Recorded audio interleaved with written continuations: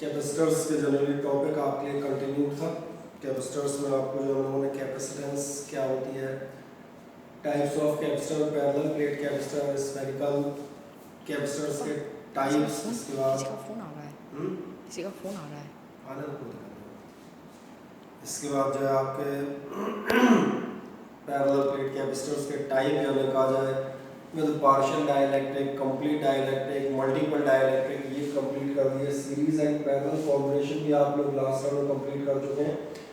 Questions भी हम लोगों ने कैपेसिटर्स के लगभग सारे डिस्कस कर लिए। एक लास्ट टाइम में आपका कैपेसिटर्स का बचता है कुछ इंपॉर्टेंट पॉइंट मैंने कहा, और इम्पॉर्टेंट पॉइंट जहाँ से आप अपने एग्जामिनेशन में देखेंगे 1 और 2 मार्क्स क्वेश्चन बहुत सारे बनते हैं। जैसे पिछले सालों के आप बोर्ड के क्वेश्चन बैंक जो बोर्ड ने अपने साइट्स पर डाले हुए हैं, जो प्रीवियस ईयर पेपर्स हैं, उनमें से आप देखेंगे कुछ क्वेश्चन यहाँ पर आपको तमाम सारे कवर्ड अपने आप मिलते हुए आएंगे, और कुछ सीजन भर का इसके अलावा एडिशनल भी ली जाएगी। क्योंकि एडिशनल इसलिए कि बड़ी सीजन आप जो पिछले साल आया वही एग्जैक्टली इस साल तो नहीं आएगा, ये तय होता है। आए देखें कुछ इंपॉर्टेंट फैक्ट्स की मैं चर्चा कर देता हूँ। इंपॉर्टेंट फैक्ट्स में आपसे एक जो क्वेश्चन पूछा गया था उसका एक बहुत सिंपल सा जवाब था। ये एक्चुअली ध्यान देखेंगे तमाम सारे आंसर्स हैं जो क्वेश्चंस पूछे गए। फर्स्ट फैक्ट जो आप पढ़ेंगे आपसे कहता हुआ जाता है, it is very common misconception. ये एक बहुत छोटा सा मिसकंसेप्शन है जो अक्सर हम लोग इस्तेमाल करते हैं। और कौन सा misconception? That a capacitor stores charge, कि कैपेसिटर क्या स्टोर कर रहा होता है, चार्ज स्टोर कर रहा होता है। एक्चुअली ध्यान से देखोगे कैपेसिटर चार्ज स्टोर नहीं करता। चार्ज जो आता है या जाता है उसके फिनोमेना आपको ध्यान होगा। शुरुआत में हमने एक potential energy of an isolated conductor पढ़ी थी कि जब भी आप चार्ज लाते हैं then electrostatic potential energy is stored in it.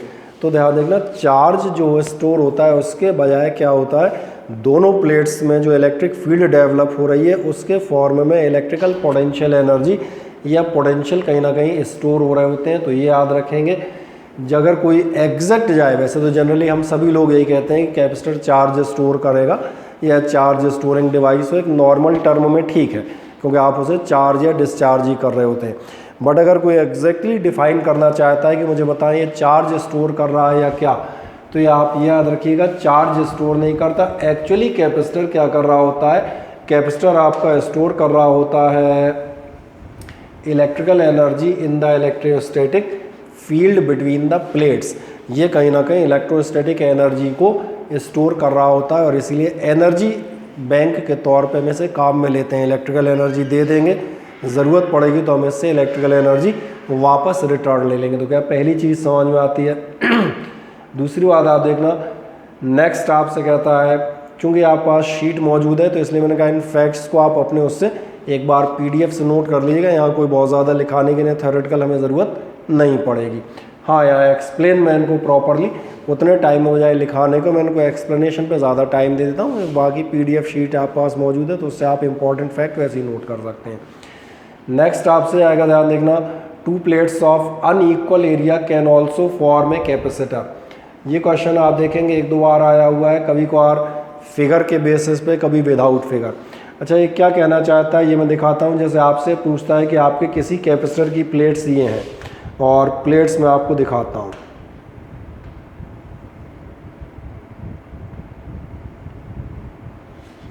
अब ये जो 2 प्लेट्स हैं आपकी, plate A end plate B, आपसे पूछा जाएगा ये दोनों कैपेसिटर फॉर्म करेंगी या नहीं करेंगी। या कई बार ध्यान देखना ऐसा पूछ लिया जाएगा, एक प्लेट ये है और दूसरी प्लेट यहाँ है, that means plates are not held just opposite to each other, एक दूसरे के ठीक सामने नहीं है। प्लेट्स का आप देखेंगे थोड़ा सा अलग पोजीशन में। अब यहाँ मैं पूछूंगा इन दोनों केसेस में ये कैपेसिटर फॉर्म हो रहे हैं या नहीं, तो मेरा जवाब होगा yes, these are the capacitors. दोनों कैपेसिटर हैं, बस इसमें एक छोटी सी चीज़ याद रखिएगा। और जो आप याद रखेंगे वो याद रखने वाली बात यह है कि जब आप इन कैपेसिटर्स को देखेंगे, इस कैपेसिटर में जब आप लेते हैं, आपको मालूम है कैपेसिटेंस आप लेते हैं A/0/D। जैसे याद होगा अभी हमने पिछले दिनों मल्टीपल डाइलेक्ट्रिक्स में भर रहे थे तो हमने एरिया बाई 2 या डिस्टेंस बाई 2 करके दिखाया था। ऐसे ही याद देखें, जब आप इनका A/0/D लेंगे तो D तो आप यही लीजिएगा, D में तो कोई समस्या नहीं है, D तो आपका ये हो गया इसमें कोई दिक्कत नहीं भैया डिस्टेंस कितना लिया जाएगा। दिक्कत जो आपकी आएगी वो कहाँ आएगी, वो आएगी एरिया आप कितना लें। तो जो आप एरिया कंसीडर करते हैं वो मैं आपको दिखाता हूँ। एरिया इस केस में आप लेंगे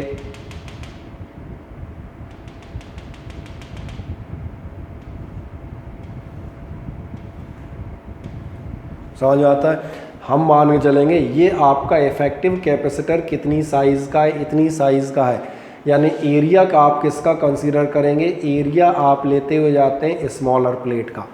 क्या है मेरी बात समझ में आती है। आप वही एरिया कंसीडर करते हैं जो आमने सामने एक दूसरे पर ओवरलैप हो रहा हो। अब इसी का एक एग्जांपल और मान चलें ये दो कैपेसिटर हैं, आपने निकाला ये दो प्लेट आपकी कैपेसिटर फॉर्म कर रही हैं। सपोज़ करें मैं इसको चार्ज कर रहा हूँ, ये आपने अर्थिंग कर रखी है, एक आपकी पॉजिटिव प्लेट है, दूसरी मैंने कहा आपकी नेगेटिव प्लेट है। क्या ये कैपेसिटर फॉर्म कर रही हैं, हाँ या ना। सो बिल्कुल डेफिनेटली कर रही हैं। इसमें जो कैपेसिटर फॉर्म हो रहा है उसमें आपका डिस्टेंस ये डी वो तो एज़ यूजुअल लिया जाएगा, लेकिन कैपेसिटर की जो साइज़ जो एरिया लोगे वो इफेक्टिव एरिया आप कितना लेंगे, ध्यान जा रहा है। यानी आपका कैपेसिटर माना जाएगा वो कहाँ से कहाँ तक फॉर्म्ड है, केवल यहाँ से यहाँ तक। क्या ये मेरी बात क्लियर होती है। इस केस में एरिया उतना कंसीडर कीजिएगा जो कि आपका ओवरलैपिंग एरिया है। अब कोई डाउट हो तो मुझे पूछें, या समझ में आ गया हो तो भी मुझे बताएं। एरिया केवल उतना लेना है जितना दोनों आपस में आमने सामने मौजूद हैं। ठीक है ना। और इसी को हमने कहा आप पढ़ना चाहेंगे तो यार तो एक छोटा सा डाउट था। हाँ पूछें। तो वो पहले वाली ड्राइंग दिखाइए आप। तो अगर हम इन्हें नीचे से कवर कर दें तो सर इन्हें ट्रेपेजियम बना दे तब भी इसका एरिया कवर हो जाएगा। कैसा कवर कर दें, मतलब यहाँ से इसको और बढ़ा दें। नो सर, हाँ। इसे एक नीचे से ट्रेपेजियम बना दे। मतलब ट्रेपीजियम मतलब ऐसा बना दें। नहीं सर। अरे तो ट्रेपीजियम मतलब क्या। दोनों पॉइंट ए का जो सेकंड पॉइंट है उसे बी के सेकंड पॉइंट से ज्वाइन करें। मतलब आप यहाँ ज्वाइन करना चाह रहे हैं, ऐसे आप इस प्लेट को ज्वाइन कर दें। यस सर, तो तब भी तो एरिया कवर हो जाएगा। नहीं दिनेश, शायद मुझे लगता है तुमने कैपेसिटर्स पढ़े नहीं है कम्प्लीटली। Yes sir. हाँ, कैपेसिटर से एक बार पढ़ो, पहले ये पढ़ के आओ कैपेसिटर होता क्या है। Capacitors are two plates held separately. अगर आप इन दोनों को यहाँ से कवर करेंगे तो मैं याद दिलाता हूँ, इसके लिए हमने एक मेटेलिक कैपेसिटर बनाया था। जैसे ही आप एक प्लेट बनाएंगे आपका पूरा चार्ज जो इसको आप दे रहे होंगे वो कंप्लीट चार्ज या डिस्चार्ज हो जाएगा, और हमने निकाल रखा है इसकी कैपेसिटेंस हो जाएगी इनफाइनाइट, यानी कैपेसिटर ही ख़त्म हो जाएगा। तो मैं इसी समझ गया कि आप यहाँ पे जो है कैपेसिटर आपने ध्यान नहीं दिया। कैपेसिटर होता क्या है पहले सब ध्यान दो। कैपेसिटर का मतलब ये है टू प्लेट्स हेल्ड सेपरेटली। अगर प्लेट ज्वाइन कर दोगे तो कैपेसिटर कहाँ रहेगा, प्रेजेंस ऑफ अनदर कंडक्टर। ये हमारे कैपेसिटर की जब हम डिज़ाइन करते हैं, कैपेसिटर बनाते समय पहला पॉइंट जो हमने लिया था वो लिया था presence of another conductor. Join कर दो का दो अनदर कंडक्टर ही ख़त्म हो गया, फिर क्या बचेगा। अच्छा सर, और हम अगर कैपेसिटर में जैसे कंडेंसर की बात करें तो सर उसमें हम इंसुलेटर क्यों भरते हैं। ओहो, कोई जवाब दो भाई दिनेश जी की बात का। हम इसके बीच में इंसुलेटर या फिर डाइलेक्ट्रिक क्यों भरते हैं, कोई बताएगा। कैपेसिटेंस को इंक्रीज करने के लिए। कैपेसिटेंस को इंक्रीज कर, हाँ सर बट रबर तो बैक कंडक्टर होता है ना इलेक्ट्रिसिटी का। नहीं बेटा, आप एक काम करें, डाइलेक्ट्रिक का इफेक्ट पहले पढ़ें। आपको दिक्कत ये हो गई है, अब आप जहाँ पे हो मुझे पूरा फर्स्ट लेक्चर रिपीट करना पड़ेगा। Factors affecting the capacitance and potential, इस पूरे लेक्चर को देखें। आपके दोनों डाउट्स तकरीबन 1.5 आवर में यही कवर किए गए, पूरा complete. How the unlike charges are induced, what they effect on potential then capacitance. उसके लिए अब ये डाउट ऐसा है, इसके लिए आपको कैपेसिटर्स का ये सभी सहमत होंगे आपके अलावा जो लोग अटेंड कर रहे हैं, वो आपको पूरा एक लेक्चर देखना पड़ेगा। फिजिक्स में बीच में आप नहीं है ऐसी चीज़ पूछ सकते, है ना। एरिया से रिलेटेड बताएं, एरिया में तो कोई प्रॉब्लम नहीं है। एरिया में भी आप देखेंगे वही कारण है, क्योंकि आपका केवल वही चार्ज काम करेगा। आपने ध्यान नहीं दिया, क्योंकि हम वहीं से स्टार्ट करते हैं जहाँ आप कहते हैं इंड्यूस्ड चार्जेस, जो ये आपका प्लस है इसके अगेंस्ट ये माइनस होगा, ये प्लस के अगेंस्ट माइनस, प्लस के अगेंस्ट माइनस, लेकिन इस प्लस के अगेंस्ट आपका जो माइनस है वो है ही नहीं, और अगर इस प्लस के अगेंस्ट आपका माइनस यहाँ पर नहीं है तो इसका मतलब ये प्लेट का ये पोर्शन आपके लिए यूजलेस है। इसलिए मैंने कहा फैक्टर्स अफेक्टिंग द कैपेसिटेंस। सबसे पहले कैपेसिटर है क्या, how it is designed and why it is designed. ये दोनों कैपेसिटर की शुरुआत के लेक्चर देखो बहुत ध्यान से, और 2 बार देखो कम से कम, ठीक।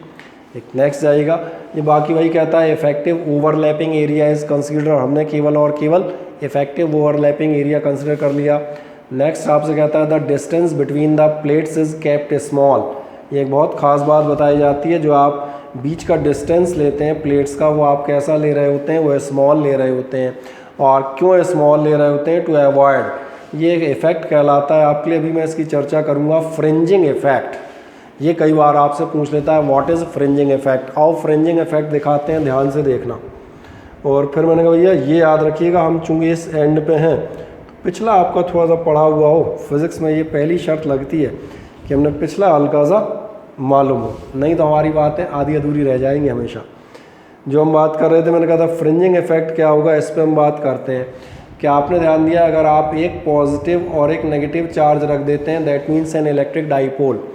इलेक्ट्रिक डाइपोल के बीच में कभी भी आपकी इलेक्ट्रिक फील्ड यूनिफॉर्म नहीं होती। आपकी इलेक्ट्रिक फील्ड लाइंस कैसी होती हैं, दे आर कर्व्ड। और कर्व्ड लाइंस का मतलब फिर याद दिलाता हूँ, the lines where these lines are denser the electric field intensity is high, and the where points at which the lines are rarer there the electric field intensity is low। और देख लो, मैं तो हाई और लो दिखाते ही ऐसे होंगे, आदमी को देख के ही दिख जाए यहाँ ज़्यादा इलेक्ट्रिक फील्ड यहाँ कम है। अब अगला सवाल था, हमने कैपेसिटर कैलकुलेट बनाया था with the help of 2 plates. जैसे हम ये 2 प्लेट्स आपकी बनाते हैं, आपको याद है electric field due to a plate. और फिर मैं रिपीट करता हूँ, you must be familiar with the topics which are covered previously. Plates के बीच में जो आपकी इलेक्ट्रिक फील्ड आती है, that is sigma upon epsilon not.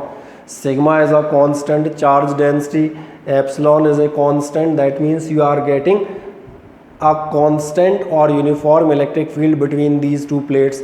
अब होता क्या है, ज़रा ध्यान से देखो। अगर आपने ये प्लेट्स रखी हैं तो आपको ये समझ में आएगा कि ये जो आपकी इलेक्ट्रिक फील्ड लाइंस हैं वो आपकी ये पैरेलल जा रही हैं, ये सही है, ये यूनिफॉर्म इलेक्ट्रिक फील्ड है। लेकिन ज़रा एजेस पे देखें कि आपने एजेस पे ध्यान दिया, आपकी इलेक्ट्रिक फील्ड लाइन यहाँ जो हम बनाते हैं ये आपकी लाइंस ऐसी हो जाती हैं।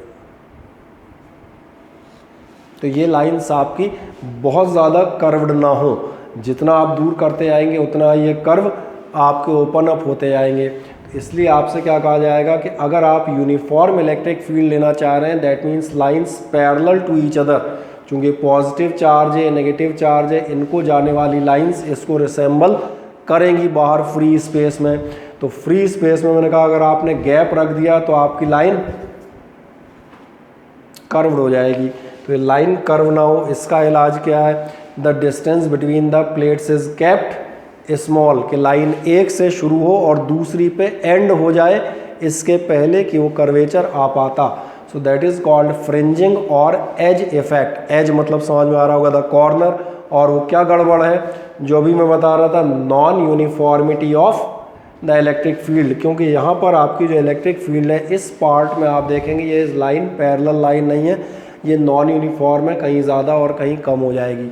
तो ये चीज़ आपकी ना आए, इसलिए आप क्या करेंगे, प्लेट्स रखेंगे पास से पास, ताकि आपकी लाइन लगभग तो जो मैंने कहा अगर 2 पॉइंट्स दूर रखोगे तो ये लाइन आएगी, और पॉइंट क्लोज कर दोगे तो लाइन आपकी स्ट्रेट लाइन में कन्वर्ट हो जाएगी तुरंत ऐसी।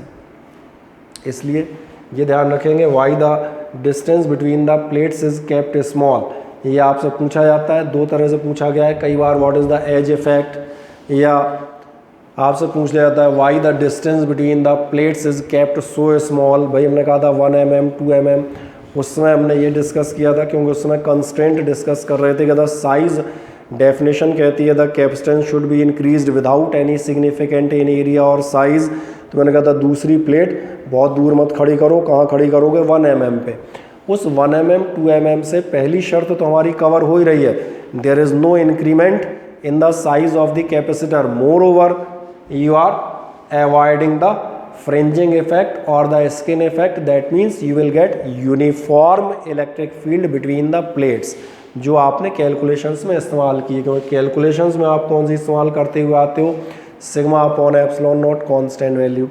क्या ये पॉइंट अब आपको क्लियर हो जाता है, हाँ या ना बताएं? कोई डाउट इसमें हो तो बोलें।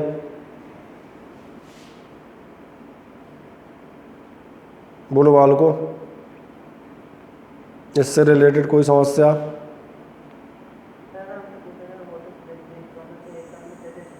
थोड़ा सा तेज बोलो बेटा, आवाज़ बहुत स्लो आ रही है आपकी। सर हमसे पूछा गया व्हाट इज फ्रिंजिंग, तो एक लाइन में कैसे एक्सप्लेन करेंगे? फ्रिंजिंग इफेक्ट यही एक लाइन में आप बताएंगे कि at the boundaries of the plates, देखें ध्यान से कह रहा है ना, at the boundaries of the plate there is non uniformity of the electric field. देखें इसी सेंटेंस को ध्यान से पढ़ें, आपको मिल जाएगा, इसी सेंटेंस में दिया है। फ्रिंजिंग इफेक्ट क्या है? फ्रिंजिंग इफेक्ट ये आपसे कहता है non uniformity of the electric field at the boundaries of the plates. Reason भी आप बता सकते हैं, क्योंकि आप मालूम है, आप चाहें तो उसका डायग्राम दिखा सकते हैं, due to the curvature of electric field lines. ये इतना बढ़ा सकते हो अपने तौर पे, अगर समझ में आ गया तो बस, दैट्स ऑल। बाकी वो तो आपका लिखा ही हुआ है, non uniformity of the field at the boundaries. सही है। अब और कोई शंका?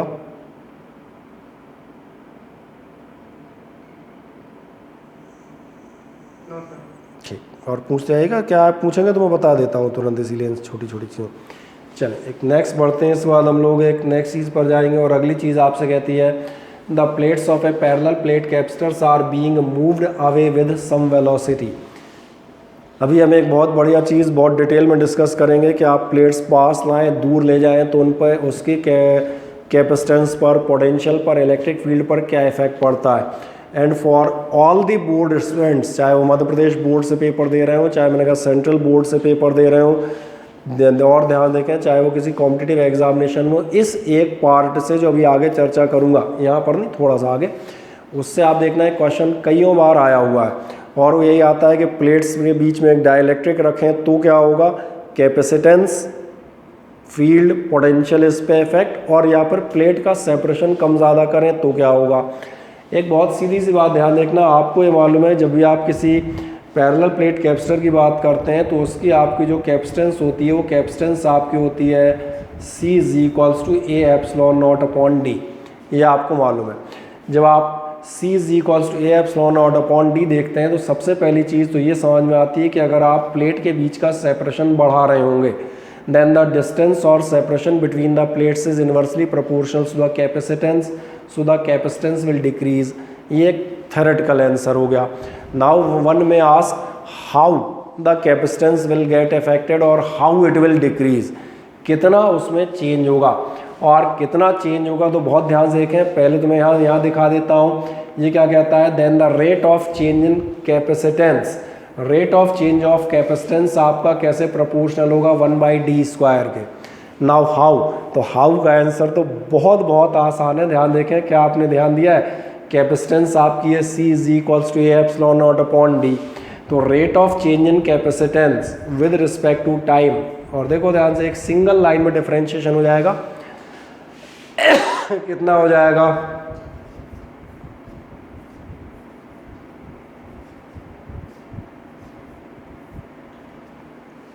सही कहा मैंने, कर दें डिफरेंशिएशन। A और एप्सिलॉन नॉट आपके कांस्टेंट है, 1/D, 1/x का इंटीग्रेट का डिफरेंशियल वैसे डायरेक्ट ही याद होना चाहिए, 1/x का होता है -1/x²। जिन्होंने डिफरेंशिएशन पढ़ा है 11th या 12th में उन्हें डायरेक्टली याद होगा, 1/x तो वैसे ही याद रहता है आदमी, वो -1/x² होता है। नहीं फिर भी मैं आपको, जिन्होंने नहीं पढ़ा उनसे आग्रह रहेगा भैया ये चीज़ें मजबूत कर लीजिएगा पिछले लेक्चर्स देख के। अगर आप dy/dx ऑफ 1/x निकालते हैं तो ये माना जाता है x⁻⁻1, और फॉर्मूला होता है n-1, तो कितना हो जाएगा -1x⁻⁻2, यानी कि वास्तव में -1/, इसलिए मैंने यहाँ ये सिंपल सा डिफरेंशियल पिछले साल का 1 नंबर का बगल में दिखा भी दिया। अब यहाँ हम डायरेक्टली कर देते हैं, dy/dt of A epsilon nought upon D कर रहे थे, D ले लो चाहे x ले लो, कितना हो जाएगा 1/d का आपका डिफरेंशियल होगा -1/d², यानी ध्यान से देखें आपका rate of change in capacitance कितना आ रहा है विद रिस्पेक्ट टू टाइम, आपका rate of change in capacitance आ रहा है माइनस। दो बातें आपको देखेंगी, number 1 rate of change is inversely proportional to the d², और एक बात ध्यान देखें, here mathematics is giving you negative sign, और नेगेटिव साइन का आपको मीनिंग मालूम है। नेगेटिव साइन का मीनिंग यही है जो अभी मैं बात कर रहा था, अगर आप डिस्टेंस बढ़ाएंगे then the capacitance will decrease. Negative rate of change क्या शो करता है कि आपकी चीज़ कम होती जा रही है, नेगेटिव रेट ऑफ चेंज है। पॉजिटिव रेट ऑफ चेंज आपको बताता है इंक्रीमेंट इन समथिंग, वही एक्सेलरेशन वाला एग्जांपल ले लो, acceleration rate of change in velocity positive मतलब वेलोसिटी बढ़ती है, नेगेटिव रेट ऑफ चेंज आप लेंगे negative acceleration, that means velocity is decreasing with time. तो एक काम करें, इसको हल्का सा ये पॉइंट नोट कर लीजिएगा, वो अपना आपकी PDF में दिया है वो आप नोट कर लेंगे, इसका एक्सप्लेनेशन आप हल्का सा नोट कर लेंगे। कई बार लोग पूछते हैं, बोले सर ये कहाँ से आ गया 1/d², तो समझ में नहीं आ रहा, तो मैंने कहा तुमने ध्यान नहीं दिया, इसमें लिखा हुआ है then the rate of change of capacitance with respect to time and that is the rate of change in capacitance with respect to time. यही डिफरेंशिएशन की बेसिक डेफिनेशन है। कर दें एक लाइन में सॉल्व मज़े से, कोई दिक्कत नहीं, और कोई डाउट हो तो मुझे पूछें।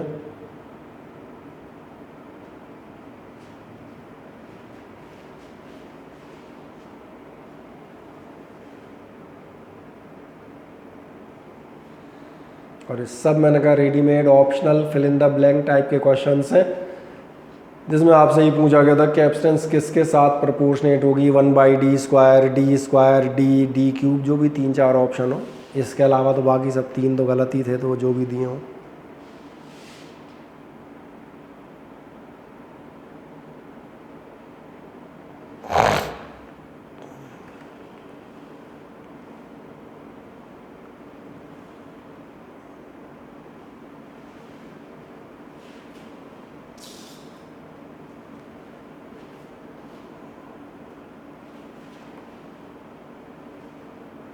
हो गया, कर दिया कंप्लीट, बढ़िया।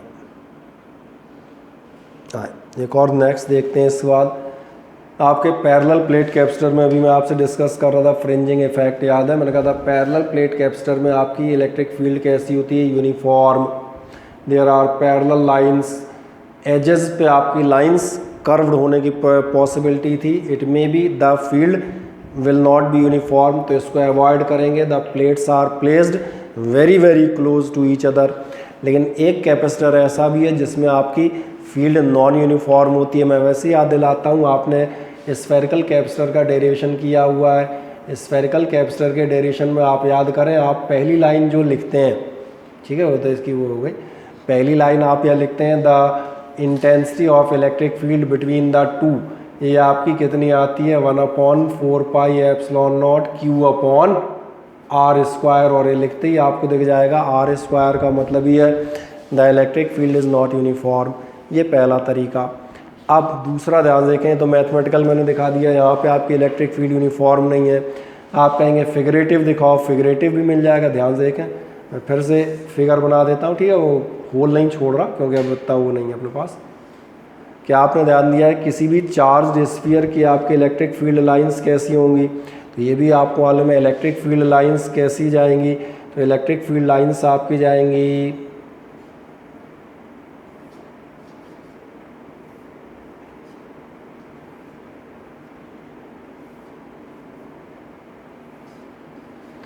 यही जाएंगी ना, पॉइंट चार्ज की आपकी, ये पॉइंट चार्ज का ही फॉर्मूला है, उसकी लाइंस आपको मालूम है यही होती हैं। और अगर यही होती हैं तो इस चैप्टर को छोड़ें, लास्ट चैप्टर में चले आएँ। कि आपको ध्यान है जहाँ आपने इलेक्ट्रिक फील्ड लाइंस पढ़ी थी, फर्स्ट पॉइंट यही बताता था कि the field lines due to a positive और नेगेटिव चार्ज, सिंगल पॉजिटिव और सिंगल नेगेटिव। पॉजिटिव की लाइंस के लिए वर्ड आता था रेडियली आउटवर्ड्स और नेगेटिव में आता था रेडियली इनवर्ड्स। तो देखें आपको नज़र आ जाएगा यहाँ जो दोनों प्लेट्स के बीच में इलेक्ट्रिक फील्ड होगी, नंबर 1 नॉन यूनिफॉर्म है, और ये फार्मूला ये भी बताता है this field is radial in nature. तो ये बहुत सिंपल चीज़, ये हमने कहा कभी कभार पूछी गई, ये आप पढ़ सकते हैं आराम से। Radial and non uniform electric field exist between the spherical surfaces of the spherical capacitor. तो इसलिए मैंने ध्यान दिला दिया, सारी चीज़ें अब आप कैपेसिटर की पढ़ चुके हैं, वैसी कोई चीज़ ही नहीं है जो आपने पढ़ी नहीं है, जो केवल उनसे जो कॉन्क्लूजन्स या कुछ साइड इफ़ेक्ट जो हम कह सकते हैं बाईपास अपन फैक्ट्स निकाल सकते हैं, बस उन पर हूँ। अब इसके बाद देखेंगे ध्यान से, अब हम बात करेंगे यहाँ पर एक बहुत इम्पॉर्टेंट, और हम बात करेंगे effect of dielectric. Effect of dielectric में मैं जो चर्चा करने आ रहा हूँ, मैंने कहा था इस पर अगर कोई कहेगा तो मैं क्या क्या कर सकता हूँ, इस पर मैं बना सकता हूँ, और ये भी आप देखेंगे आपकी शीट में ये टेबल बनी हुई है, उस टेबल को आपको एज इट इज़ नोट कर लेना है। यहाँ पर हम उसके एक्सप्लेनेशन की बात करेंगे, इसलिए यहाँ से मत नोट कीजिएगा, और PDF फॉर्मेट आपके पास मौजूद है। आए देखें ध्यान से 1 मिनट में। इफेक्ट ऑफ डाइलेक्ट्रिक की बात करते हैं, बहुत ध्यान से सुनिएगा। मान के चलता हूँ मेरे पास कोई एक पैरेलल प्लेट कैपेसिटर है,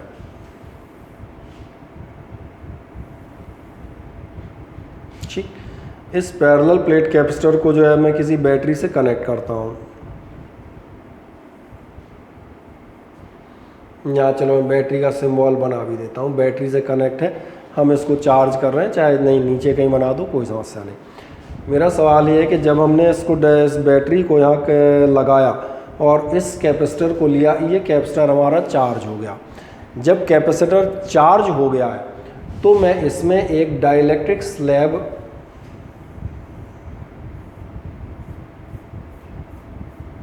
चलो इस साइड की लाइन नहीं मानते, मैं मान चल रहा हूँ, ये आप एक डाइलेक्ट्रिक स्लैब इसमें प्लेस कर रहे हैं। मेरी बात क्लियर हो गई? कोई एक आपका हुआ है पैरेलल प्लेट कैपेसिटर, आपकी बैटरी जोड़ रखी है, आपने चार्ज किया, कुछ भी पॉजिटिव नेगेटिव, अब ये मत कहना ये पॉजिटिव नेगेटिव, नहीं तो मैं ऐसा कर दूंगा, ठीक है ना। प्लेट्स बाकी सर्किट मैंने नहीं बनाया, मेरा जो मेन अटेंशन है वो किस बात पे है कि आपने इसको करने के बाद इसमें आपने एक डाइलेक्ट्रिक स्लैब ये आप इसमें डाल रहे हैं। अब सवाल आता है इस डाइलेक्ट्रिक स्लैब के डालने से इस कैपेसिटर्स की अलग अलग चीज़ों में potential, electric field, charge, capacitance, इनमें क्या असर पड़ेगा। जब आप ये असर देखना चाह रहे हैं तो ध्यान देखना, अपने पास 2 केसेस आते हैं, और इसलिए जब भी ये क्वेश्चन आए तो इस बात को ज़रूर बहुत ध्यान से पढ़िएगा कि क्या उसने क्वेश्चन में बैटरी रिमूव्ड का ऑप्शन रखा है या बैटरी रिमेन्स कनेक्टेड का ऑप्शन रखा है। मेरी बात क्लियर है? अभी मैं दोनों पे बात करूंगा एक एक करके। सबसे पहले मैं बात करता हूं, ध्यान से देखें, मैं बात करता हूं battery is removed.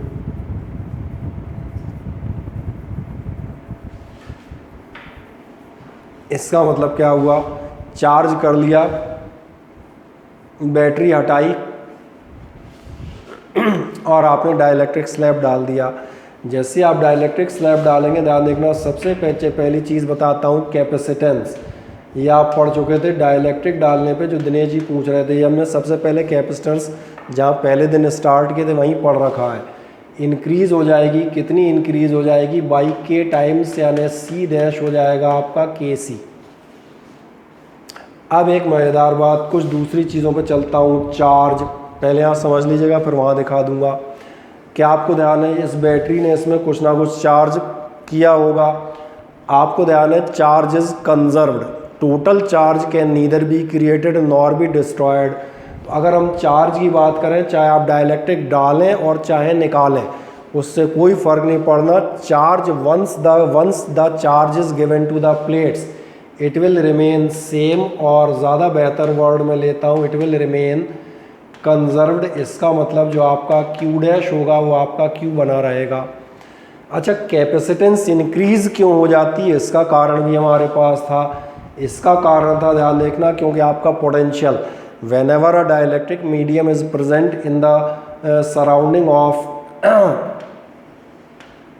A charge conductor, तो आपने पढ़ा था पोटेंशियल डिक्रीज़ हो जाता है। ध्यान देखो, मैं सारी चीज़ों पढ़ा रहा हूँ या बता रहा हूँ, अब सारांश या समरी के तौर पे जो हम अलग अलग जगह पढ़ के आए हैं। और v dash is equals to होना चाहिए आपका v बाई के, ये तो हमने फैक्टर्स ऑफ पोटेंशियल और आपके उसमें लेटेस्ट ही पढ़े हैं कैपेसिटर्स में। चार्ज समझ में आ गया, ये समझ में आ गया, वोल्टेज समझ में आ गई, पोटेंशियल। एक और चीज़ बनेगी इलेक्ट्रिक फील्ड। इलेक्ट्रिक फील्ड आपकी कहाँ से आएगी? इलेक्ट्रिक फील्ड होती है फोर्स पर यूनिट चार्ज, और आपको मालूम है when ever a dielectric medium is placed so the FM जो आपका फोर्स किसी भी मीडियम में होता है, ये कहानी यहीं से स्टार्ट होती है। FM इज इक्वल्स टू होता है F0 अपॉन K। तो इसका मतलब फोर्स या इलेक्ट्रिक फील्ड ये आपको समझ में आ रहे हैं, ये भी कैसे हो जाएंगे? डिक्रीज, यानी आपका E dash is equals to हो जाएगा E बाई K। इनमें से देखोगे 3 फैक्टर्स मैंने ऑलरेडी डिस्कस किए हुए हैं। चार्ज मैंने कहा कंजर्व होता है, ये आपको मालूम है। नया क्या है? कोई पूछेगा सर पोटेंशियल एनर्जी का क्या होगा, ये भी बताते जाओ, कोई दिक्कत नहीं, इसको भी हम बता देंगे। क्या आपको याद ध्यान है? पोटेंशियल एनर्जी होती है हाफ CV²। अब ज़रा छोटा सा दिमाग लगाओ, क्या तुम्हारा ध्यान जा रहा है? जब आप नई पोटेंशियल एनर्जी देखेंगे C इंक्रीज हो जाएगा K टाइम्स, यानी इसमें K से मल्टीप्लाई होगा, लेकिन पोटेंशियल डिक्रीज हो जाएगा डिवाइड बाई K टाइम्स, यानी इसमें एक सिंगल K का इनटू होगा। किसकी वजह से? कैपेसिटेंस की वजह से, इससे सिंगल K मल्टीप्लाई होगा, लेकिन अपॉन में K² आ जाएंगे इसकी वजह से, यानी रिजल्ट में देखोगे एक K कैंसिल, केवल और केवल आपका एक K बच जाएगा और वो बच जाएगा नीचे। और चलो वैसे लिखना हो तो वैसे भी लिख देते हैं, क्या हो जाएगी? मैंने कहा डिक्रीज। तो ज़रा देखें क्या ये सारी कैलकुलेशंस आपको समझ में आ रही हैं, हाँ या ना बताएं। और इनमें से पांचों फैक्ट में से किसी में डाउट हो तो उसको मुझे पूछें, मैं वो प्लेस याद दिला दूंगा जहाँ से आते हैं।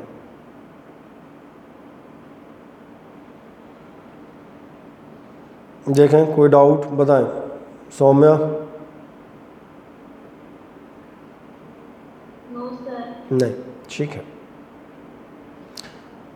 बढ़िया। अब इसी को जो टेबलर फॉर्म है उसमें देख लें सेम रीजंस के साथ। जब आप बैटरी रिमूव कर देते हैं, मैंने कैपेसिटेंस, ध्यान रखना बैटरी रिमूव नॉर्मल केस है, एक चार्ज कंडेंसर पड़ा है, बैटरी रिमूव में कोई बहुत ज़्यादा दिमाग नहीं लगाना है, दिमाग हल्का सा यहाँ लगेगा। बैटरी रिमूव्ड एक नॉर्मल है कि आपने कैपेसिटर उठाया, चार्ज किया, चार्ज करके ले आए, डाइलेक्ट्रिक डालोगे क्या होगा? सबको मालूम है capacitance will increase by K times.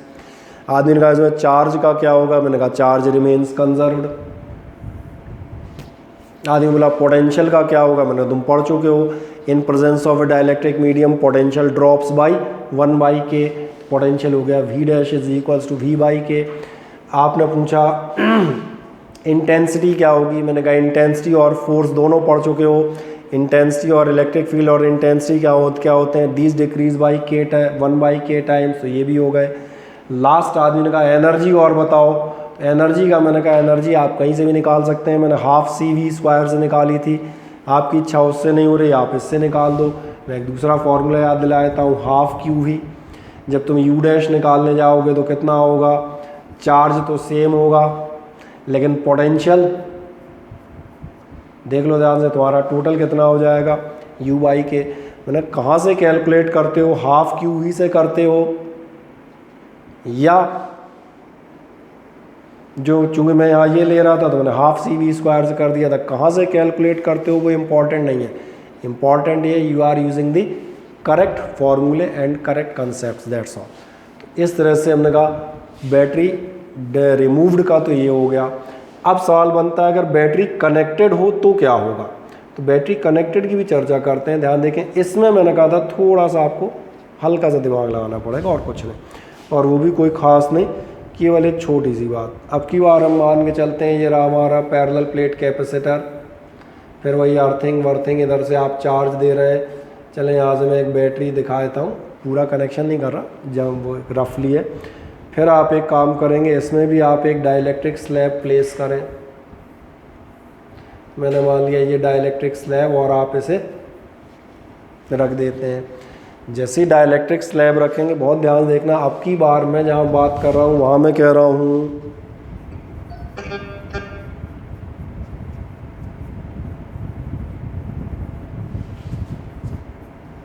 Battery connected. इसका क्या फ़र्क पड़ेगा? इसका फ़र्क बाद में देखेंगे, पहले जो अपने वो चीज़ मालूम है सबसे लेटेस्ट उस पर जाते हैं। पैरेलल प्लेट कैपेसिटर है, नॉर्मल है, जब डाइलेक्ट्रिक मीडियम रखोगे तो सबसे पहला काम ये तो हो ही जाएगा,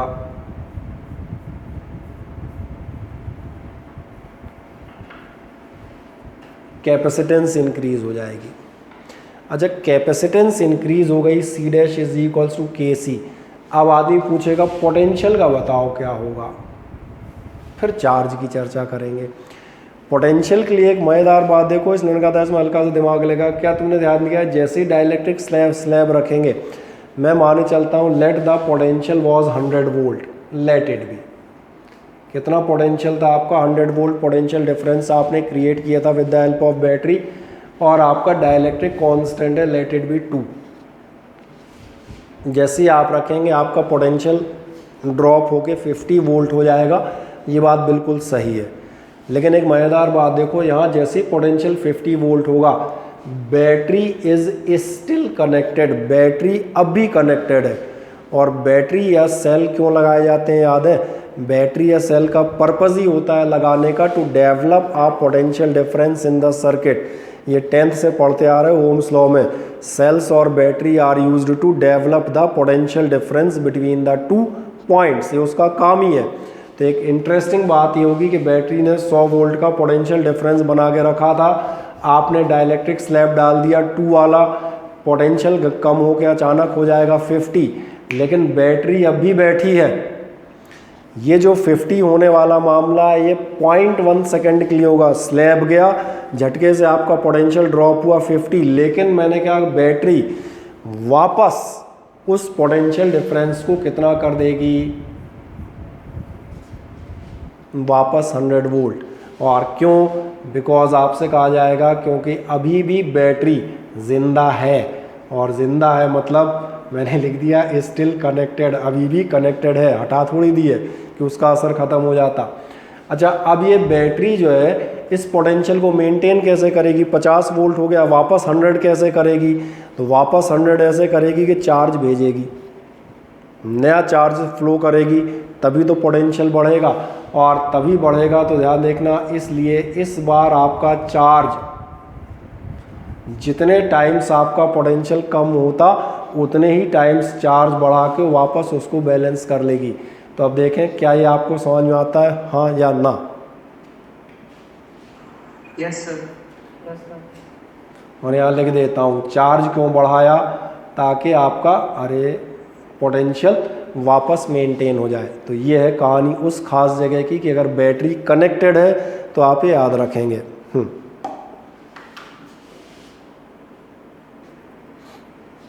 चले, इतना मिल गया आपको। मैंने कहा ये आपका, अब इस चीज़ को आप यहाँ एक बार चेक कर लें, जो मैंने कहा बैटरी रिमेन्स कनेक्टेड। अगर बैटरी अब भी कनेक्टेड है, पहला आपको मालूम है, ये तो कॉमन सी चीज़ है कि भैया आपका जो है C डैश यानी नई capacitance it will increase by K time, से K टाइम इंक्रीज हो जाएगा, इसमें कुछ खास नहीं। Then in case of the potential, potential को बहुत ध्यान देखना। पोटेंशियल में कह रहा है since battery maintains the potential difference, battery will rearrange remaintain the potential difference, जितना ड्रॉप हुआ था उसको रिकवर कर देगी। तो यहाँ पर आपका पोटेंशियल डिफरेंस इक्वल हो जाएगा। And how the battery manages the potential difference, by supplying additional charge, so the Q dash will be K times of Q, double triple जितना भी आपका हुआ हो। And finally what is about the electric field, electric field will remain same. Why the electric field is same, now the question is there. आदमी पूछेगा electric field sir, electric field same कैसे रह गई, क्योंकि मैं इलेक्ट्रिक फील्ड याद दिलाता हूँ। इलेक्ट्रिक फील्ड हुआ करती थी नेगेटिव ग्रेडियंट ऑफ पोटेंशियल, अब याद आ जाता है, नेगेटिव पोटेंशियल ग्रेडियंट के नाम से इलेक्ट्रिक फील्ड आपने प्रूव कर रखी है। ज़रा देखें ध्यान से, पोटेंशियल सेम है, वहीं का वहीं है। dr the distance between the plates, plates का डिस्टेंस तो तुमने टच ही नहीं किया, प्लेट्स तो वहीं फिक्स है, इसके आने जाने से कोई खिसका थोड़ी दी होंगी, बोले डाइलेक्ट्रिक घुस रहा है तो प्लेट भाग गई। तो जब न dr न dv दोनों में कोई चेंज नहीं हुआ, इसका मतलब आपकी इलेक्ट्रिक फील्ड कैसी बनी रहेगी, सेम। और last potential energy, potential energy कैसे चेक कर लोगे, U dash is equals to कितना होगा, ध्यान देखना, ये होगा हाफ Q डैश और V डैश, यही होगा ना, हाफ QV होता था। चेक कर लो, Q आपका बढ़ गया है, V आपका सेम है, यानी आपकी पोटेंशियल एनर्जी बढ़ जाएगी। और एनर्जी बढ़ जाएगी हमें ऐसे भी पता चल गया क्योंकि अभी मैं कह नहीं रहा था battery has supplied some additional charge, it has given some more additional energy to recover the potential, कुछ और एनर्जी दी है, तो इसीलिए जब आप रखोगे, चलो किसी को दिक्कत नहीं हो, मैं दिखा देता हूँ ये कितना हो जाएगा के क्यू, वी तो आपका वी है ही, यानी ध्यान देखो हाफ के क्यू वी, यानी कि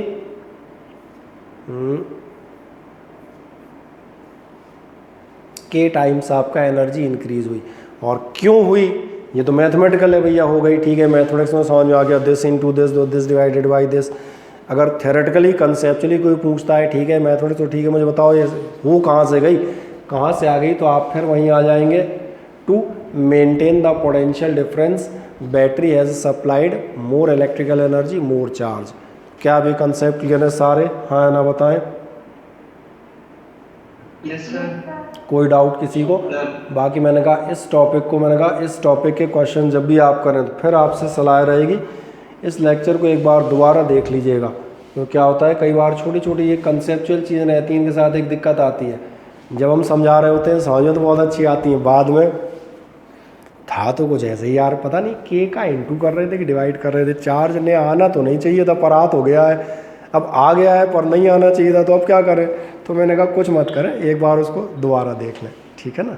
आए अब हाँ जी बोलें दिनेश। सर अगर हम वोल्ट सेम रखें बैटरी कनेक्टेड पे और डाइलेक्ट्रिक को जीरो कर दें तो सर कोई इफेक्ट पड़ेगा कि वही सेम रहेगा? क्या क्या क्या?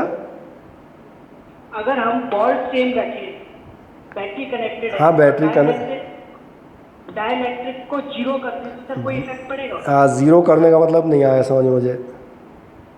सर जैसे अभी आपने वोल्ट लिया था 100 एंड डाइलेक्ट्रिक लिया था 2, हाँ तो उसका हाफ हो गया था ना जब वो ड्रॉप हुआ था,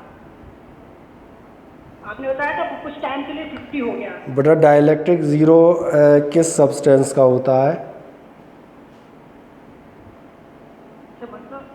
मतलब डाइलेक्ट्रिक जीरो करना चाह रहे हो, डाइलेक्ट्रिक कांस्टेंट जीरो करना चाह रहे हो ना? Yes sir. किस सब्सटेंस का जीरो होता है मुझे बताओ? किस सब्सटेंस का जीरो होता है? हाँ कौन से डाइलेक्ट्रिक का कांस्टेंट जीरो होता है? मेरी समझ में नहीं आ रहा सर ये। अरे तुम नहीं रखा है यार जीरो वाला, तो तुम ही बताओगे कौन सा मटेरियल रखा है। आपने वैल्यू ली थी ना, इस वजह से मैंने। हाँ तो वैल्यू मैंने ली है ना, तो बिल्कुल, क्योंकि मुझे मालूम है 5 माइका का होता है, 81 पानी का होता है, मेटल्स के लिए इनफाइम, तुम मुझे पूछो मैं सारी लिस्ट पकड़ा दूंगा। अब तुम जीरो वाला लाए हो तो जीरो वाला तुम कहाँ से ढूंढ लाए, तो मुझे तुमसे पूछना पड़ेगा जीरो वाला तुम कौन सा मटेरियल लाए हो। अच्छा तो मतलब ये डाइलेक्ट्रिक से फिक्स है? बेटा आप क्या कर रहे हो बताएं, आप बहुत दिनों बाद क्लास ले रहे हो, आप कुछ मत पूछो, मैं आपको सही सलाह दूँ, आप केवल डिस्टर्ब करोगे। क्योंकि आप अंधाधुंध फायरिंग कर रहे हो, एक 47 उठाई और दनादन कुछ भी, मतलब तुम क्या पूछ रहे हो तुम खुद नहीं मालूम, इसलिए मैंने तुम्हें टोका, तुम डाइलेक्ट्रिक जीरो कर रहे हो, तो मैं तुम्हें पूछा यार तुम लेके आए हो जीरो डाइलेक्ट्रिक वाला मटेरियल, तो बताओ कौन सा लेके आए, इसलिए कह रहा हूँ तुम्हें भी पता ही नहीं है तुम क्या पूछ रहे हो या क्या चल क्या रहा है आगे, तो ये नहीं समझ में आ रहा होगा।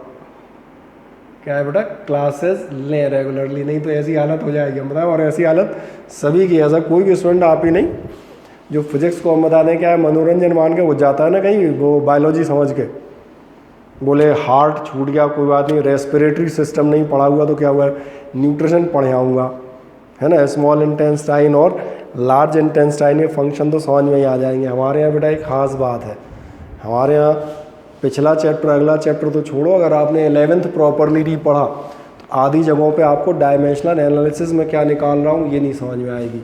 अभी मैंने पिछले अभी जस्ट 2 मिनट पहले एक -1/d² निकाल दिया था, तो अच्छा है इस बार हम बता दें, कोरोना की वजह से बहुत सारे लोग 11th नहीं पढ़ पाए तो मैंने डिफरेंशियल बगल में दिखा दिया था, और सोचो ये नॉर्मल कंटिन्यूड क्लासें होती तो मान के चलता था सारे 11th पढ़े बैठे हैं, तो सीधा -1/d² डिफरेंशियल ख़त्म हो गया।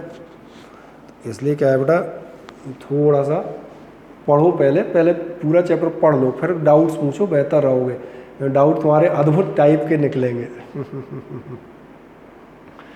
चले अब की बार देखते हैं, ध्यान देखें, पिछली बार हम काय पे बात कर रहे थे, पिछली बार हमने बात की थी ये इफेक्ट ऑफ हम देख रहे थे डाइलेक्ट्रिक मीडियम का। आप कोई डाइलेक्ट्रिक मीडियम डालते हैं या फिर निकालते हैं तो क्या होगा।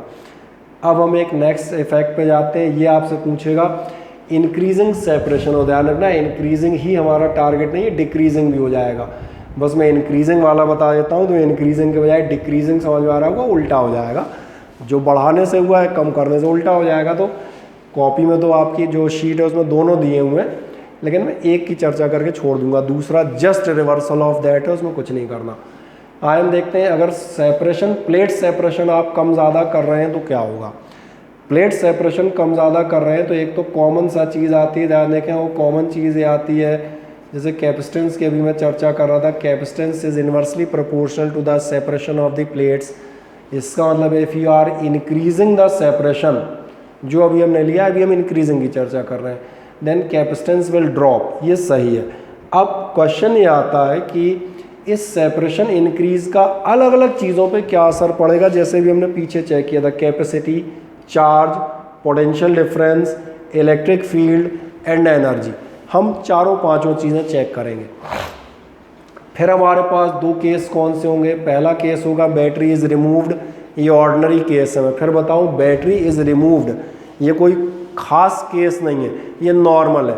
कंडेंसर था, चार्ज किया और ले आए, अब इसका अपन ऑपरेशन करते हैं, जो भी होगा, ये नॉर्मल केस है।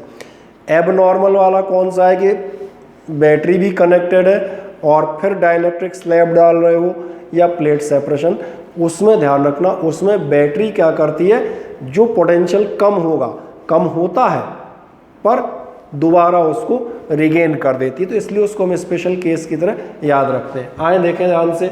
सबसे पहले हम बात कर लेते हैं बैटरी रिमूव्ड नॉर्मल केस है। मैंने कहा आप कैपेसिटर बनाने जरूर, बना देता हूँ, चलो लो किसी को लगे तो बना भी देता हूँ, यही बना लेंगे, यही छोटा सा इतना सा, ये हो गया कैपेसिटर। और तुम क्या कर रहे हो ये भी मैंने दिखा दिया, कुछ नहीं करना है। आप ये चाहते हैं कि कैपेसिटर की प्लेट्स को लेके एक आदमी इधर भाग जाए और दूसरा आदमी उधर भाग जाए, that's all. Increasing the separation क्या असर पड़ेगा, जो मैंने कहा C is equals to epsilon nought upon D।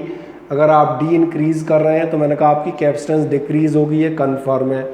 कितनी डिक्रीज होगी, so the rate of change is also calculated by us, that will be minus A epsilon nought upon D square. वो हम rate of change in capacitance calculate कर चुके हैं।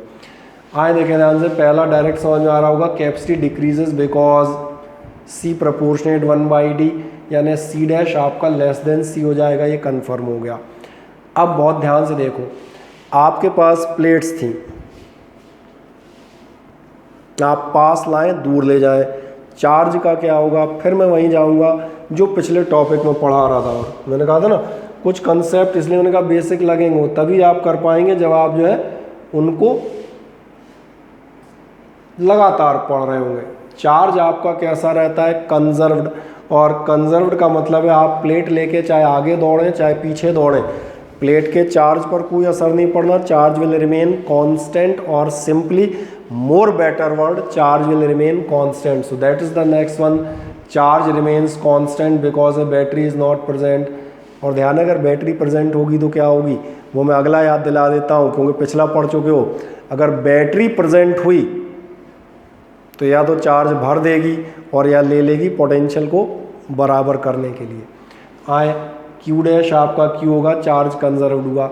अब सवाल बना पोटेंशियल डिफरेंस का क्या होगा। यहाँ से कहानी में थोड़ा सा ट्विस्ट आएगा, और ट्विस्ट कुछ नहीं आएगा, तो बस फॉर्मूले पता होने चाहिए, कॉमन सेंस। पोटेंशियल डिफरेंस का क्या होगा, क्या आपको मालूम है V is equals to Q by C होता है। ये फॉर्मूले का हम हज़ारों सवाल लगा चुके। Q is equals to CV, V is equals to कितना होगा, Q बाई C। मैथमेटिक्स के स्टूडेंट हो, और मैथमेटिक्स से मेरा मतलब ये नहीं होता कि कोई हमने 11th में मैथ्स नहीं ली, मैथ्स का स्टूडेंट हर आदमी 10th तक मैथ्स का स्टूडेंट रहता है।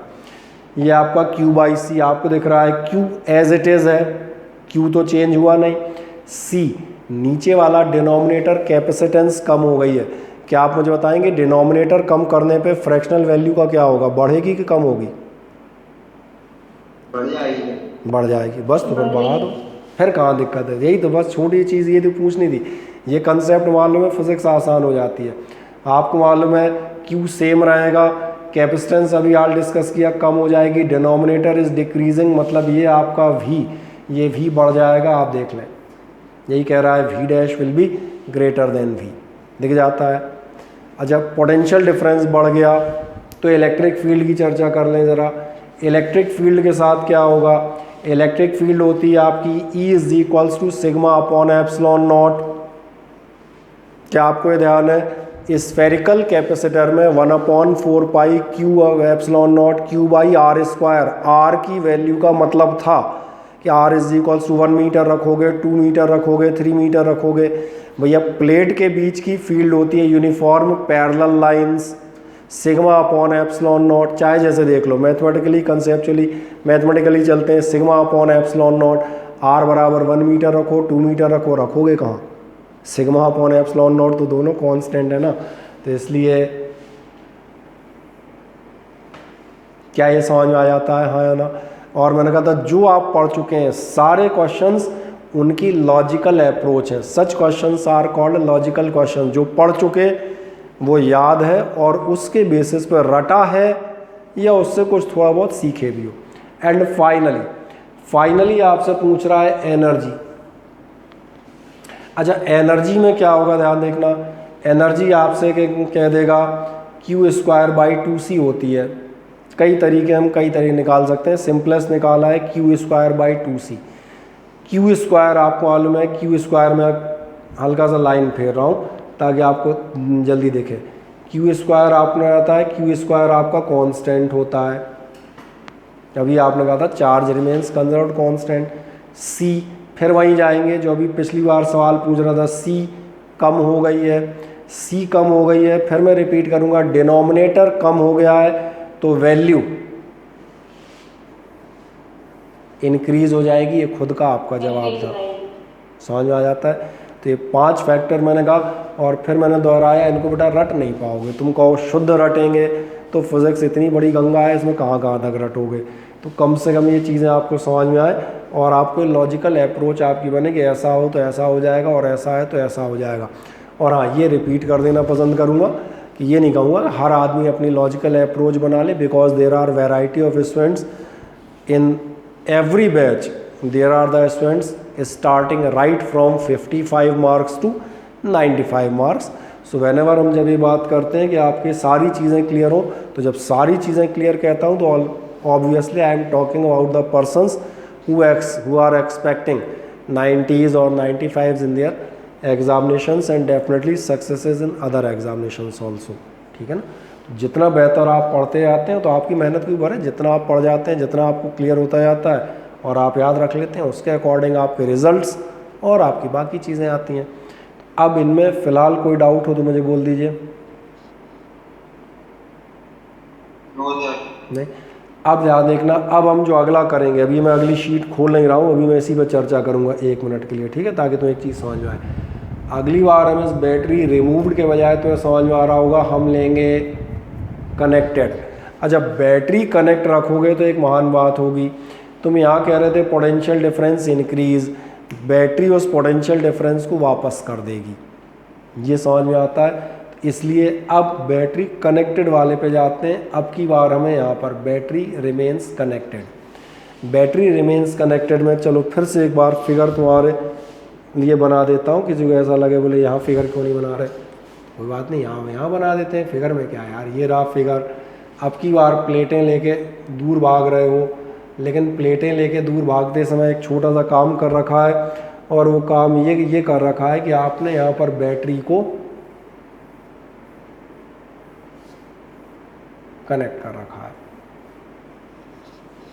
ठीक, अब बैटरी कनेक्ट करने से सबसे पहले देखें, फिर वही कैपेसिटेंस आपकी कितनी होती है, कैपेसिटेंस होती है A∈0/d।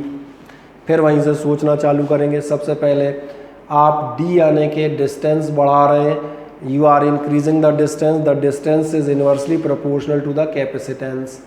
इसका मतलब on increasing the separation between the plates the capacitance will decrease.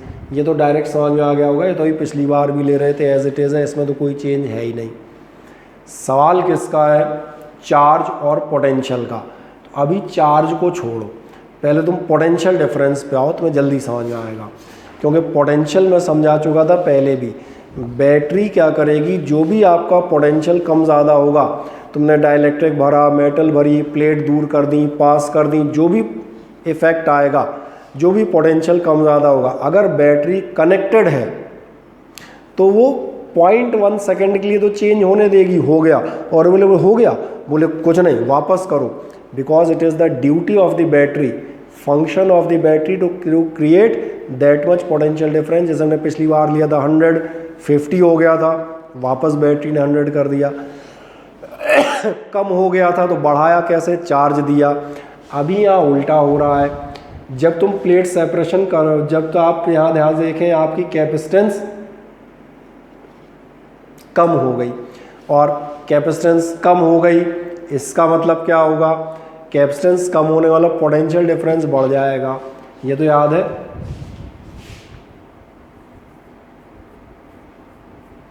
सी और भी इन्वर्सली प्रोपोर्शनल होते हैं, शुरुआत से फैक्टर्स ऑफ एक्टिंग बता रहे हैं।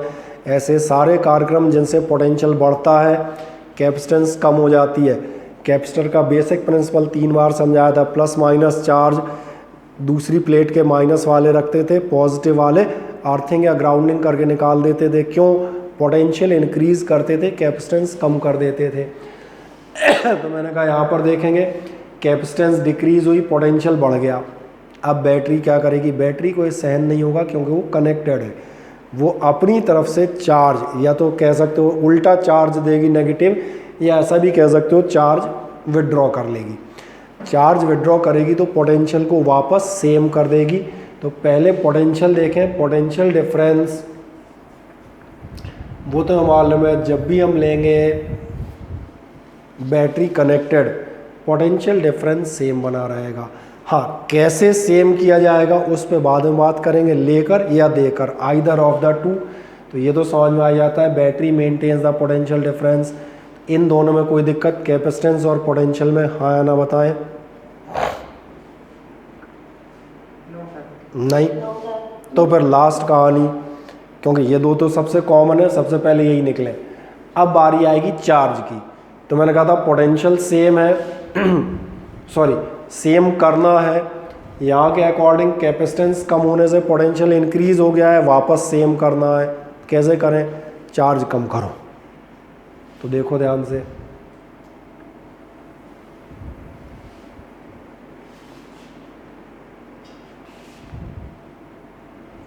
यही करना, चार्ज कम करो, वापस चार्ज ले लेगी। इतना चार्ज बैटरी जो भी एडिशनल है, जहाँ तक बैलेंस नहीं हो जाओगे वापस कर लेगी। अब लास्ट, क्या ये क्लियर हो जाता है, हाँ या ना? पिछली बार जैसे केस था, हमने चार्ज दे के पोटेंशियल बढ़ाया था, कम करना है तो बैक टू द बैटरी लेके चार्ज को आप पोटेंशियल को कम कर देंगे। कोई दिक्कत इसमें?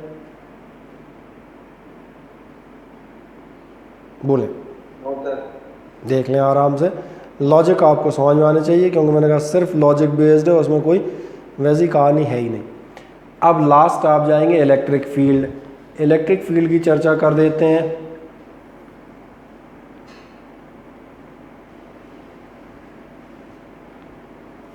पिछली बार आप देखना E is equals to sigma upon A epsilon naught या Q upon A epsilon naught था। पिछली बार आपका चार्ज कंजर्व्ड या कांस्टेंट था, एप्सिलॉन नॉट बदलेगा नहीं, 8.854 10-12। एरिया ऑफ द प्लेट बदल नहीं रहे हो, तो इसलिए उस समय चार्ज कांस्टेंट था और इसीलिए आपकी इलेक्ट्रिक फील्ड यूनिफॉर्म थी। अभी इस केस में गड़बड़ है। तुम क्या कह रहे हो? चार्ज गोज बैक, चार्ज हो गया कम, और अगर चार्ज कम हो गया,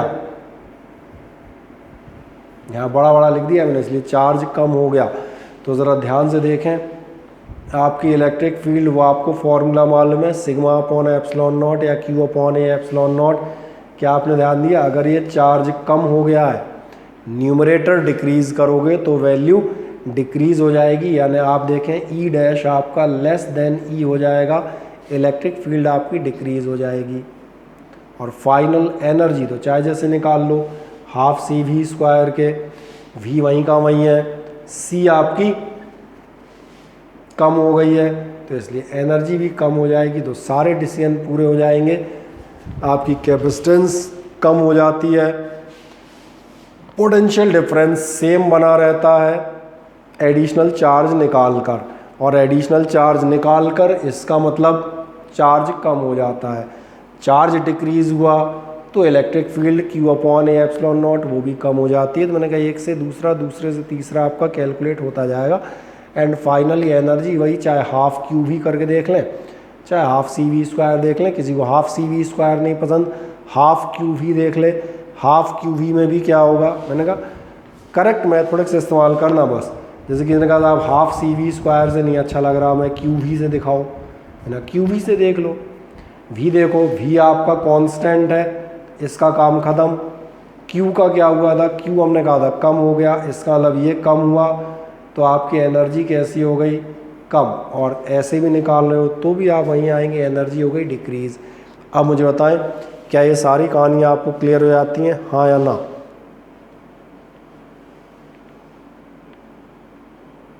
फिर मैं सबसे ख़ास चीज़ बताऊंगा। हो जाती हैं, ठीक है। बस दो छोटी छोटी चीज़ें आपके पास और बचती हैं। हाँ, इसके पहले मैं एक चीज़ ये बता दूं, ये सारी जो हम लोगों ने चीज़ पढ़ी इसके साथ बस एक दिक्कत है, वो फिर रिपीट कर देता हूँ। इस समय चूँकि मैं खड़ा हूँ तो आपको ये चीज़ें बढ़िया समझ में आ रही, मज़े से बोले हाँ ये कम हो गया, ये ज़्यादा हो गया। इनको एक बार घर पे रिपीट कर लीजिएगा, टेबल से पढ़ के, जहाँ उसमें डाउट लगे एक बार इस लेक्चर को रिपीट करके 2, 4, 6 दिन बाद, ताकि आपको लॉजिक समझ में आ जाए जो मैं बराबर दे रहा था। क्योंकि इससे रिलेटेड क्वेश्चन अक्सर आपको मिलेंगे, और मिलेंगे तो उनको फिर आप आराम से क्लियर कर लें। ठीक, एक छोटा सा 2 लाइन का टॉपिक है, चाहो तो कॉपी निकाल लो, कॉपी में ही करा देते हैं। है force between the plates of a parallel plate capacitor, ला कॉपी में ही निकाल लो, लिख दो force between the plates of a parallel plate capacitor. ये एक आध बार पूछ लिया गया है, force between the plates of a parallel plate capacitor. कुछ नहीं करना है, क्या तुम्हें ध्यान है, जब भी आप किसी भी फील्ड में फोर्स निकालते हैं तो फोर्स होता है F equals to q E. और पैरेलल प्लेट कैपेसिटर की इलेक्ट्रिक फील्ड अभी भी डिस्कस करते हुए आ रहे हैं, तो बस इसी फॉर्मूले का इस्तेमाल करेंगे। 2 लाइन 3 लाइन तुम्हारे ऊपर है, 1-2 लाइन आप कर सकते हो। शुरुआती लाइन ध्यान देखें, यही है, field due to the charge on one plate on the other. तो मैं इसको इन शॉर्ट लिख दो, इसमें आप लिख दीजिएगा द इलेक्ट्रिक फील्ड डेवलप्ड, लिख दो the electric field developed due to any one plate. मैं लिखूं क्या, कितने से समझ में आ जाएगा? The electric field developed due to any one plate. और electric field develop due to any one plate आपकी कितनी हो जाएगी? Electric field develop due to any one plate आपकी हो जाएगी E is equals to sigma upon 2 epsilon naught. इसको आप मान लीजिएगा इक्वेशन नंबर फर्स्ट, यानी कि ये हो गई आपके लिए वैल्यू नंबर 1। ये हमें ऑलरेडी मालूम है। आप नीचे बता दीजिएगा hence the force on the other plate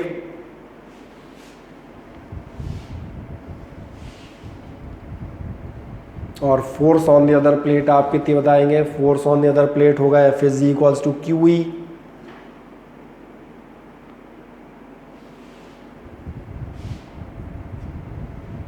और इज इक्वल्स टू दिखा दें, ये हो जाएगा आपका, चलो कैपिटल क्यू बना है, मैं भी क्यू को कैपिटल ही बना देता हूँ। ई बोले तो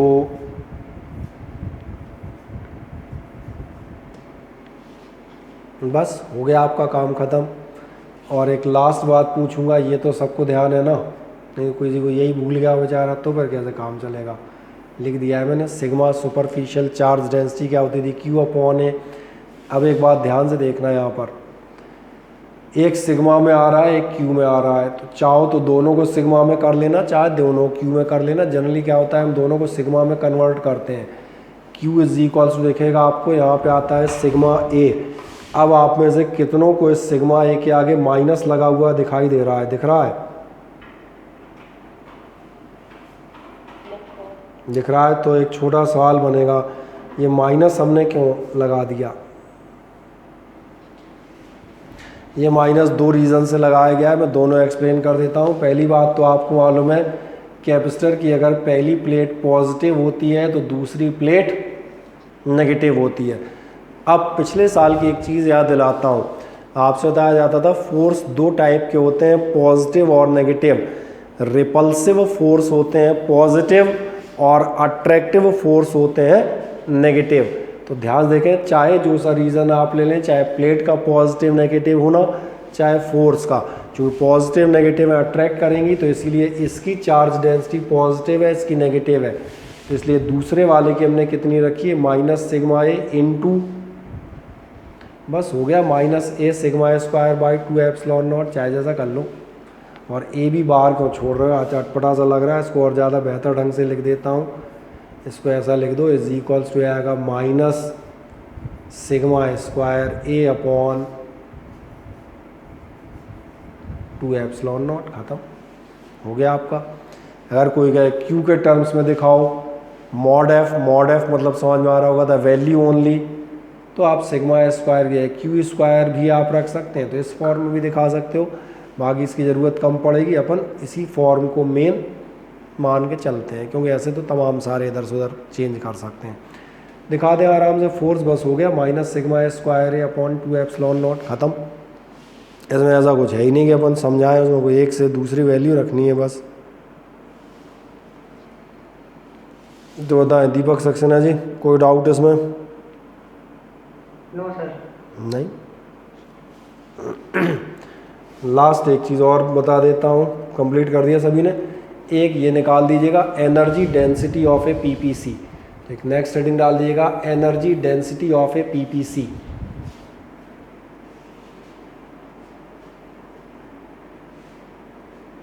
ठीक, एनर्जी डेंसिटी का तो मतलब मालूम है, एनर्जी डेंसिटी का मतलब होता है पर यूनिट वॉल्यूम।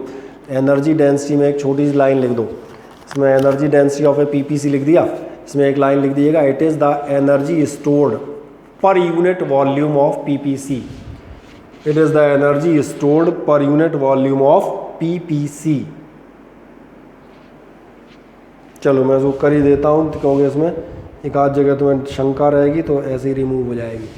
मैंने कहा कितनी हो गई, energy density is equals to energy stored per unit volume, small u से लिख देना, यानी ये हो जाएगी, ध्यान देखना, एनर्जी स्टोर्ड, और ये याद रखिएगा वॉल्यूम के लिए वी मत लिख दीजिएगा, नहीं तो आधे लोग उसको वी यानी पोटेंशियल डिफरेंस समझ के उड़ा देंगे।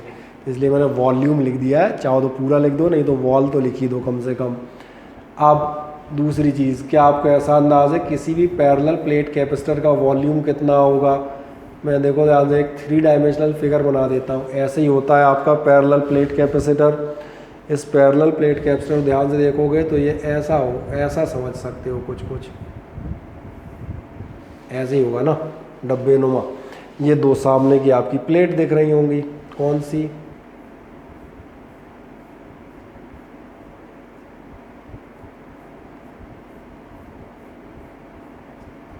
ये दो प्लेट खड़ी होंगी, ये पूरा एरिया हो गया। पैरेलल प्लेट कैपेसिटर तो समझ में आ रहा है, ऐसे ही होता है।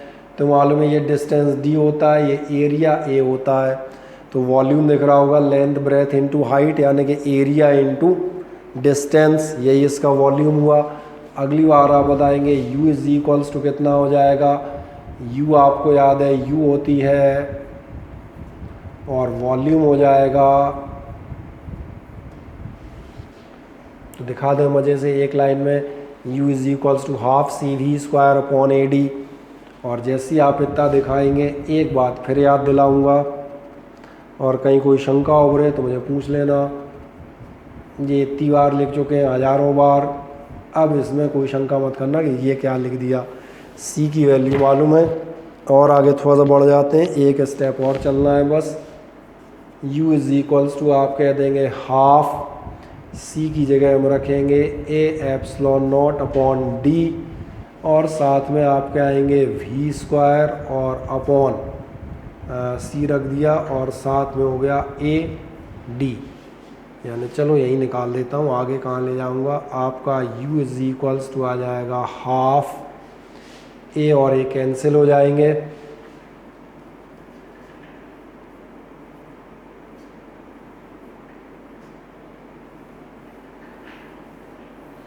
इसलिए मैंने कहा इसमें कुछ खास नहीं था। एक ही लाइन की डेफिनेशन आपको लगनी थी कि आपकी एनर्जी डेंसिटी क्या है, एनर्जी पर unit volume, that's all. Energy तो वॉल्यूम है, वॉल्यूम तो मालूम है, कैपेसिटेंस का फॉर्मूला रख दो, सॉल्व कर दो, हो जाएगा। अब कोई दिक्कत हो तो मुझे बताएं। और जैसे ही कर दें वैसे ही मुझे बता दीजिएगा। एक छोटा सा करेक्शन और इसमें करेंगे, बस दैट्स ऑल। Done sir. देख लो सभी का हो जाए मज़े से।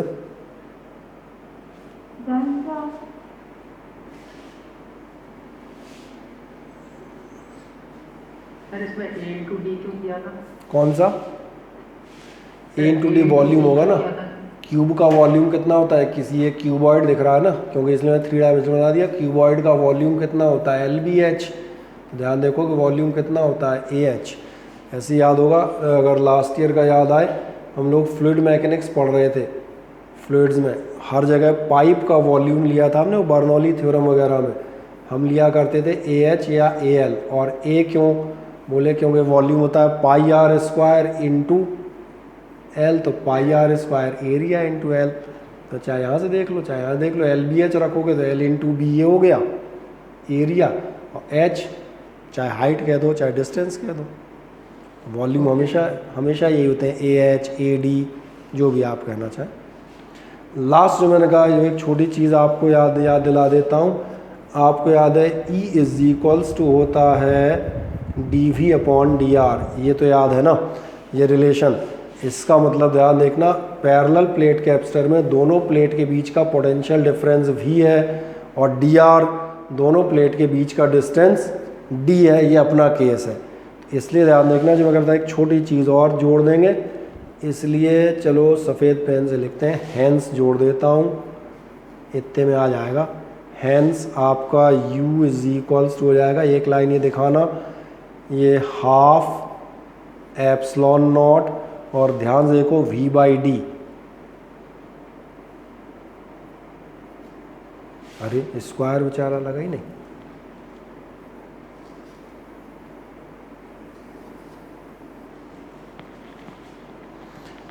और अब एक इंटरेस्टिंग बात बताता हूँ, ये half epsilon not E square, ये फॉर्मूला आपने निकाला यहाँ पर है एनर्जी डेंसिटी, इलेक्ट्रिकल एनर्जी की डेंसिटी। जो आप NCERT की फर्स्ट बुक का लास्ट चैप्टर पढ़ रहे होंगे, इलेक्ट्रोमैग्नेटिक वेव्स, तब मैं फॉर्मूला दोबारा पूछूंगा कि energy density of electrical potential energy कितनी होती थी, उस समय मुझे बताइएगा। इसलिए मैंने कहा था यही है फिज़िक्स, कहीं की चीज़ कहीं लगती हुई जाएगी, और जितना हमें पिछला ध्यान होगा उतनी आसानी से हम उन चीज़ों को कवर कर जाते हैं। ठीक है, मोटे तौर पर मैंने कहा थ्योरेटिकल पॉइंट ऑफ व्यू से लगभग चैप्टर ख़त्म है। कुछ छोटे छोटे सवाल वगैरह अगर कराने होंगे तो आपको फिर हम करा देंगे, और इसके बाद हम एक तीसरा चैप्टर स्टार्ट करेंगे, जो वो आपको मालूम ही है, वो आपका हो जाएगा फिर करंट इलेक्ट्रिसिटी के नाम से, है ना। अब चूँकि 2 चैप्टर आपने कवर अप कर लिए हैं, तो इनके लिए एक तो टेस्ट सीरीज़ मुझे स्टार्ट करनी है। टेस्ट का कैसे क्या करें, ऑनलाइन तो लिए जा सकते हैं, तो अभी तुम्हारा काम ऑनलाइन टेस्ट में चलाते रहें, बोलो वालों को। लो, टेस्ट के नाम में कोई बोल ही नहीं रहा।